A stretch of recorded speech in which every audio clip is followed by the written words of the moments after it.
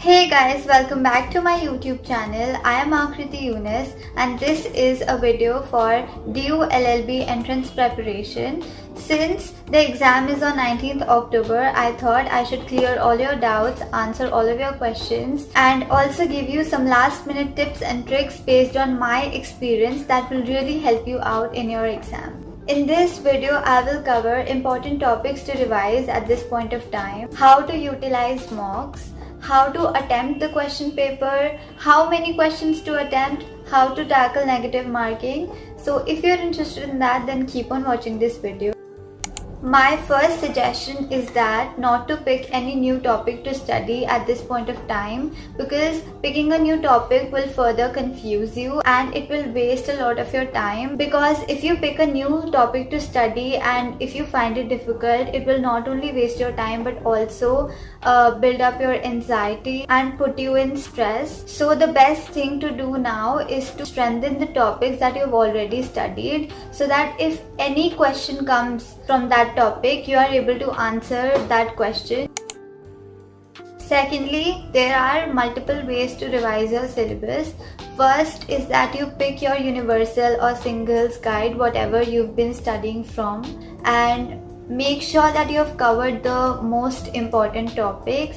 Like for Constitution, all the important articles, fundamental rights, DPSP, amendments, landmark judgments. Now for landmark judgments, I have a PPT from which I studied, and it is a really good PPT. It has all the landmark judgments and you do not need to study anything beyond that. Apart from Constitution, United Nations is a very important topic for DU LLB. So please study all the organs of the UN, special organizations, member countries, functions of the organs, the place in which it is situated and all of that.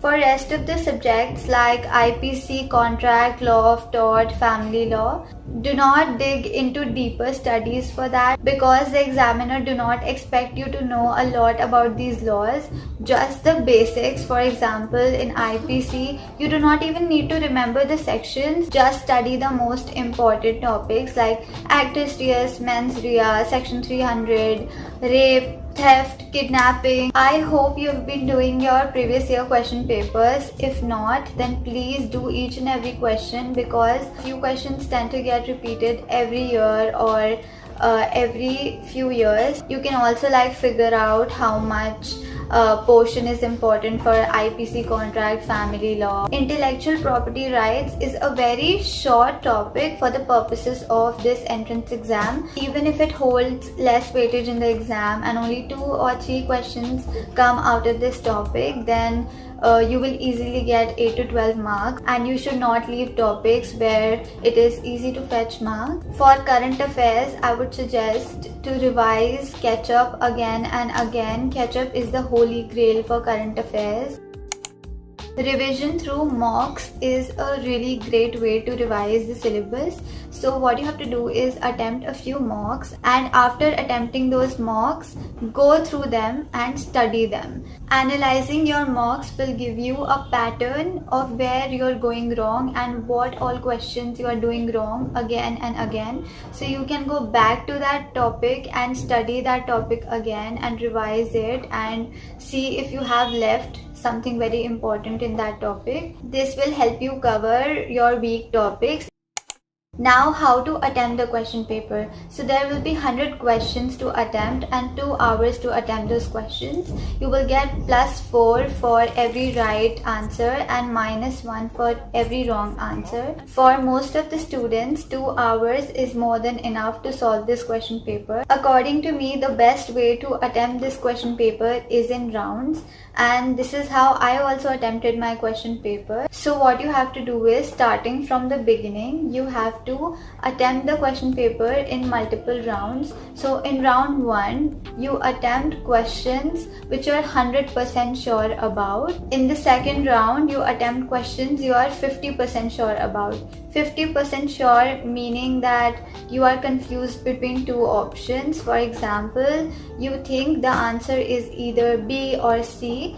So you will attempt those questions in the second round. In the third round, you will use the elimination method. Elimination method is the widely used way of solving a competitive exam and a key to success as well. So if you don't know the answer to a lot of questions, you can use elimination method.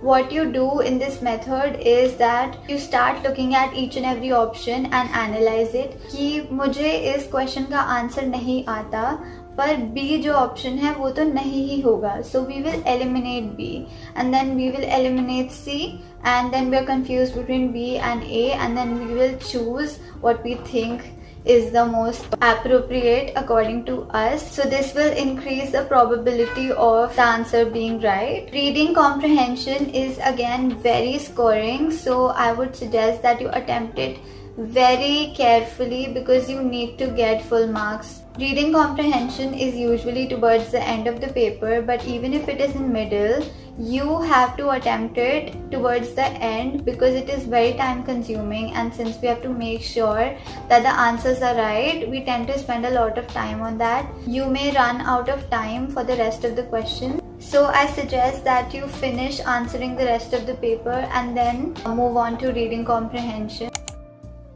So I have learned this theory from different people and I will tell you how to decide how many questions to attempt, and I will explain this to you with an example. So suppose there is a person who knows 60% of the paper, that is 60 questions out of 100, and he or she attempts only 60 questions thinking that those 60 questions will be right and he or she will score full 240 marks and there is no need to attempt more questions. But if 7 or 8 questions get wrong, the score will come to 230, which is a risky score according to the cutoffs of the previous years.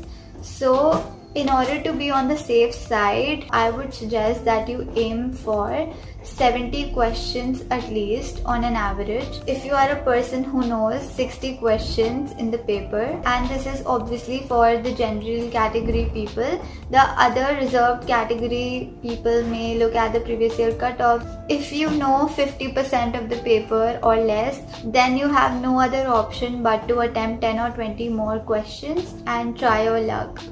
Don't forget to submit your answer sheet after attempting all the answers. After submitting, it will show how many questions you have attempted, so you will know that too.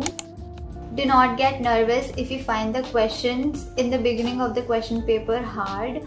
The examiners tend to mess with your brain, making it believe that the question paper is hard when it's not. A question paper is said to be difficult when a few questions are difficult. All the questions of the question paper are never difficult, as the question paper is made for everyone. Only a few questions may be difficult, but the rest of the paper will be relatively fine. So if you will stress yourselves too much over those difficult questions, you may not get the easy questions also right, which you already know. Also, do not get intimidated by seeing other people's preparation. If you do that, you may indulge into some extra topics which are not even important. So believe in your preparation. Just revise what you've already studied and solve previous year questions. And I'm sure you will do great if you believe in yourself. State of mind is very important along with the preparation. I know stress is very common at this point of time because this is a really important exam for you. Have a good night's sleep before the exam day. All the best for your exam. If you like this video and found this video useful, then don't forget to like this video, subscribe to my channel, and I will be glad to answer all of your questions in the comments. I will see you next time.